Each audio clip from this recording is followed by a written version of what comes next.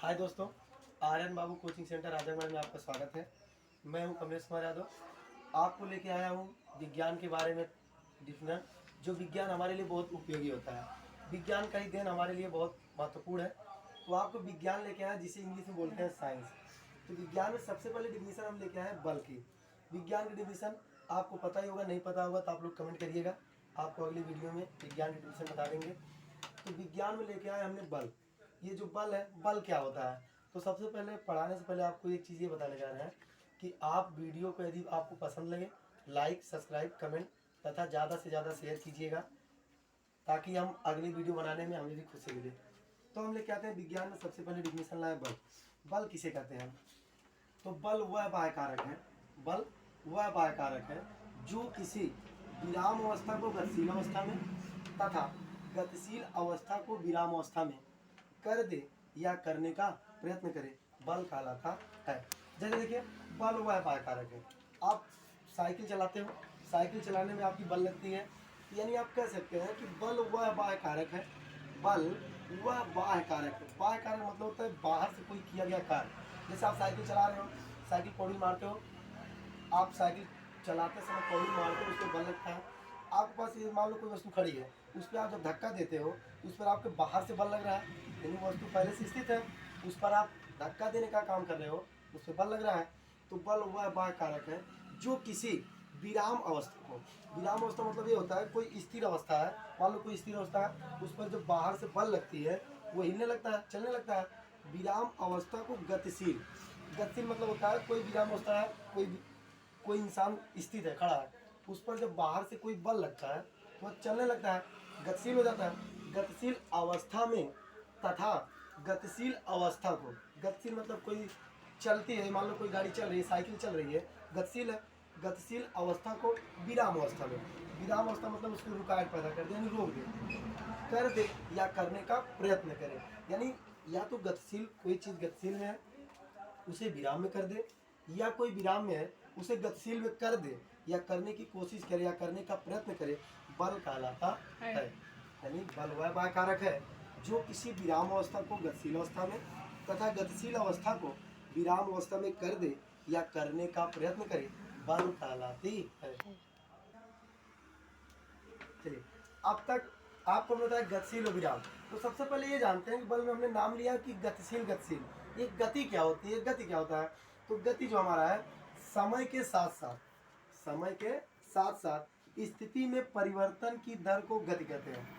अब इसका मतलब क्या होता है समय के साथ साथ? मतलब जैसे मान लो यहाँ 5:15 पे हम यहाँ स्थित है, और 5:15 पर यहाँ स्थित है और 5:16 पे थोड़ा सा आगे चले जाएं, तो ये हमारी कहलाएगी गति। यानी समय के साथ साथ स्थिति में परिवर्तन। यानी कोई हमारी मान लो यहाँ पे कोई वस्तु खड़ा है, कोई व्यक्ति यहाँ पे है, यहाँ पे 5:16 पर ये यहाँ पर है, और यदि 5:20 पर इस ये यहाँ चला है, ये वस्तु 5:20 पर यहाँ चला है, तो समय के साथ साथ समय भी बदला और इसकी स्थिति भी बदल गई। यानी समय के साथ साथ स्थिति में परिवर्तन की दर को गति कहते हैं।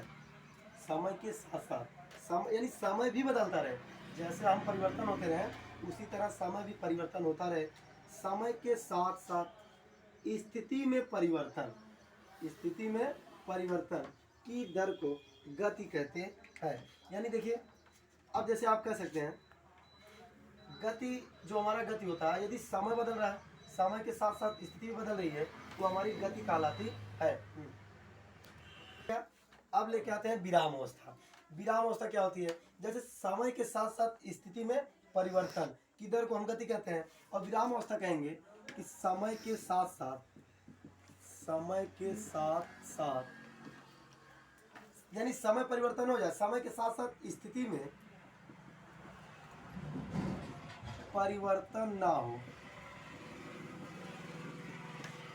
विराम अवस्था कहलाती है।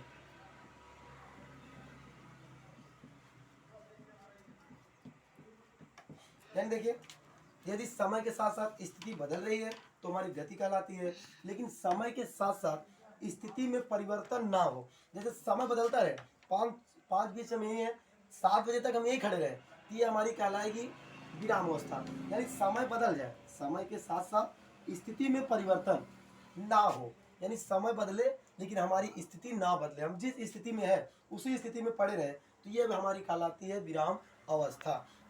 यानी समय के साथ साथ स्थिति में परिवर्तन ना हो, विराम अवस्था कहलाती है। अब आगे चलते हैं। विराम अवस्था हो गया, गति हो गया।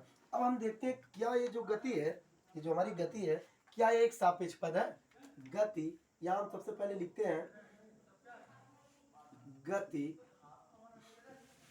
एक सापेक्ष पद है। गति एक सापेक्ष पद है।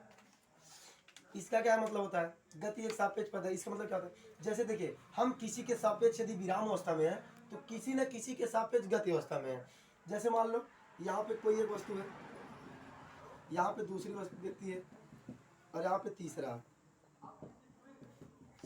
इसका नाम ए है, इसका नाम बी है, इसका नाम सी है।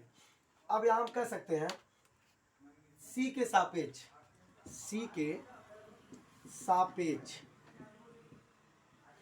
ए गतिमान है। सी के सापेक्ष ए गतिमान है, लेकिन बी के सापेक्ष ए विराम में है। अब आप खुद कंफ्यूज हो गए हैं कि इस एक के सापेक्ष गतिशील में है और दूसरे के सापेक्ष विराम में है। ऐसा क्यों? ऐसा तब होता है जैसे मान लो ये दोनों व्यक्ति ट्रेन से जा रहे हैं, ट्रेन में बैठे हुए हैं, ये दोनों ट्रेन में बैठे हुए हैं, और ये बाहर से दोनों खिड़की किनारे ट्रेन में बैठे हुए हैं। ये बाहर से तीसरा व्यक्ति देख रहा है, तो जो सामने बैठे हैं, इन बी को लग रहा है कि ये हमेशा हमारे सामने ही बैठा है। लेकिन जो सी है, जब ट्रेन चलती है तो ट्रेन चलती ही रहती है, जो पब्लिक देखती है दूर से, जो देख रहा है उससे तो यही लगेगा कि ये गतिमान है। लेकिन ये ट्रेन के सामने जो सीट पर इसके बैठा है सामने, इसके सापेक्ष ये विराम में है, लेकिन सी के सापेक्ष ये गतिशील में है। दो लोग सामने बैठे हैं। और दूसरी बात, हम इस समय क्या स्थित है, किस अवस्था में है? विराम। ये आपके सापेक्ष है। लेकिन अगर कोई हमें ऊपर से देख रहा है, जो ऊपर है उनके सापेक्ष हम गतिशील अवस्था में है। क्यों? क्योंकि जो हमारी पृथ्वी होती है, जो सूर्य होता है, वो पृथ्वी के चारों तरफ क्या करती है? चक्कर लगाती है। जो पृथ्वी हमारी है वो चारों तरफ चक्कर लगाती है। तो आपके सापेक्ष हम इसमें विराम अवस्था में है, लेकिन जो ऊपर से हमें देख रहा है, जो ऊपर होगा, उसके सापेक्ष हम गतिमान अवस्था में है। तो आप कह भी सकते हैं कि गति एक सापेक्ष पद होती है। तो चलिए, हमारा गतिशील हो गया, विराम हो गया। यानी आप गतिशील कह सकते हैं, गतिशील एक सापेक्ष पद है। गतिशील किसे कहते हैं? कि समय के साथ साथ स्थिति में परिवर्तन की दर को हम गति कहते हैं, और समय बदल जाए, हमारी स्थिति ना बदले, वो विराम कहलाती है। और गतिमान एक सापेक्ष पद भी है। तो वीडियो ज़्यादा बढ़ा जा रहा है, इसके लिए धन्यवाद। अब चलते हैं, आपको नेक्स्ट वीडियो मिलते हैं दूरी और विस्थापन के साथ आपको जल्दी नेक्स्ट वीडियो में भी मिलते हैं।